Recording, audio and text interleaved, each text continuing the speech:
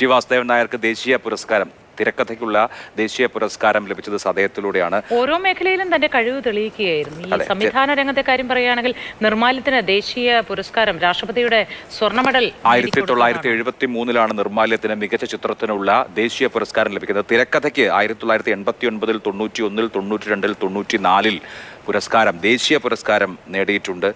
T Vasudevan Nair സംസ്ഥാന പുരസ്കാരം മികച്ച തിരക്കഥയ്ക്കുള്ള സംസ്ഥാന പുരസ്കാരങ്ങൾ 1970, 73, 78, 81, 81, 86, 87, 89, 90, 91, 94, 98, 2009 ഇത്രയും തവണ സംസ്ഥാന ചലച്ചിത്ര പുരസ്കാരം തിരക്കഥയ്ക്ക്. അപ്പോൾ മലയാള സിനിമയുടെ തിരഭാഷയെ സംബന്ധിച്ച് കൃത്യമായി പറഞ്ഞാൽ മലയാള ദൃശ്യഭാഷയുടെ പെരുന്തച്ചൻ എന്ന് നമുക്ക് ടി വാസുദേവൻ നായരെ വിശേഷിപ്പിക്കാം. ടിയുടെ കഥാപാത്രങ്ങളെ നമ്മൾ കണ്ടറിഞ്ഞിട്ടുണ്ട്.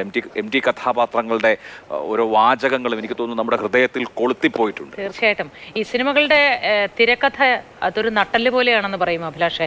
ആ നട്ടല് എത്രത്തോളം ഉറച്ചതായിരിക്കണം എന്നത് നമ്മളെ കാട്ടിത്തന്ന ഒരു എഴുത്തുകാരൻ കൂടിയാണ് ടി. മികച്ച സംവിധായകനായി അദ്ദേഹം 73, 91, 2000 വർഷങ്ങളിൽ നിർമ്മാല്യം മുതൽ ഒരു ചെറുപുഞ്ചിരി വരെ ടി വാസുദേവൻ നായർ അടയാളപ്പെടുത്തി. 2000-ലാണ് ചെറുപുഞ്ചിരി. അതെ അതെ അതെ. കലാതീതമായി ടി വാസുദേവൻ നായർ. സാരംഗ് ഇപ്പോൾ 8 മണിയാവുന്നു. ടിയെ കാണാൻ ഒരുപാട് ഇടങ്ങളിൽ നിന്ന് ടിയെ ആരാധിക്കുന്ന അദ്ദേഹത്തിന്റെ കഥാപാത്രങ്ങളിൽ ജീവിക്കുന്ന മനുഷ്യരുണ്ട്. അവർ നടക്കാവിലേക്ക് എത്തുന്നുണ്ടാവും. 4 മണി വരെയാണ്. മറ്റ് പൊതുദർശനം, ടൗൺ ഹാളോ അങ്ങനെയുള്ള കാര്യങ്ങളോ ഒന്നുമില്ല. ടിയുടെ ആഗ്രഹം അനുസരിച്ച് അത്തരം ചടങ്ങുകളൊക്കെ ഒഴിവാക്കിയിട്ടുണ്ട്. ഇപ്പോൾ ആരൊക്കെയാണ് അവിടേക്ക് എത്തുന്നത്? അഭിലാഷ്, സമൂഹത്തിൻ്റെ നാനാ ദിക്കുകളിൽ നിന്നുള്ള നാനാ വിഭാഗത്തിൽപ്പെട്ട ആളുകളാണ് ഇപ്പോൾ സിത്താരയിലേക്ക് ടിയെ, പ്രിയപ്പെട്ട എഴുത്തുകാരനെ അവസാനമായി ഒരു നോക്ക് കാണാനായി എത്തിക്കൊണ്ടിരിക്കുന്നത്. അതിൽ പ്രമുഖരായ വ്യക്തികൾ മാത്രമല്ല, തികച്ചും സാധാരണക്കാരായിട്ടുള്ള അധസ്ഥിത വർഗത്തിൻ്റെ ഭാഗമായിട്ടുള്ള അത്രത്തോളം സാധാരണക്കാരുടെ വേദന തൊട്ടറിഞ്ഞുകൊണ്ട് രചനകൾ നടത്തിയ ഒരാളായിരുന്നു ടി. അപ്പോൾ അത്തരത്തിലുണ്ടായിരുന്ന ഒരുപക്ഷെ അദ്ദേഹത്തിൻ്റെ കഥാപാത്രങ്ങൾക്ക് പോലും ഒരുപക്ഷെ മാതൃകയായി തീർന്നിട്ടുള്ള ആളുകളൊക്കെ തന്നെയായിരിക്കാം ദൂരദേശങ്ങളിൽ നിന്നൊക്കെ തന്നെ ടിയുടെ വീട് ലക്ഷ്യമാക്കി പ്രവഹിച്ചു കൊണ്ടിരിക്കുകയാണ്.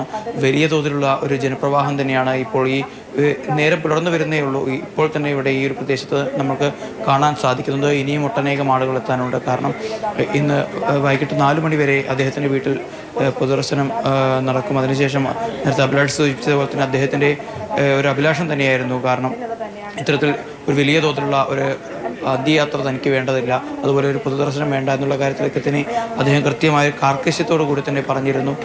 അപ്പോൾ ആ ഒരു തീരുമാനം കുടുംബം മാനിക്കുന്നു, അതുപോലെ തന്നെ ഭരണാധികാരികളെല്ലാം തന്നെ മാനിക്കുന്നു എന്നാണ് നമുക്ക് ഇപ്പോൾ മനസ്സിലാക്കാൻ സാധിക്കുന്നത്. മാത്രമല്ല കോഴിക്കോടിനെ സംബന്ധിച്ച് എല്ലാ പരിപാടികൾക്കും, എന്ത് സാംസ്കാരിക പരിപാടികളാവട്ടെ, അതുപോലെ തന്നെ എന്ത് പ്രധാനപ്പെട്ട പരിപാടികൾക്കും ഏറ്റവും കൂടുതൽ നിറസാന്നിധ്യമായി ഉണ്ടാകുന്ന ഒരാളായിരുന്നു ടി. ഇപ്പോൾ കോഴിക്കോടിനെ സംബന്ധിച്ച് കോഴിക്കോടിൻ്റെ സ്മൃതിപഥം, കോഴിക്കോട് മാവൂർ ശ്മശാനത്തിനെ സംബന്ധിച്ച് അതൊരു പുതിയ രീതിയിലേക്ക് വികസനം നടന്നുകൊണ്ടിരിക്കുന്നു. അപ്പോൾ യാദർച്ഛികമായി അതിൻ്റെ ഉദ്ഘാടകനായി മാറുന്നതും ഇപ്പോൾ ടി തന്നെയാണ് എന്നത് ഏറെ വേദനാജനകമായിട്ടുള്ള.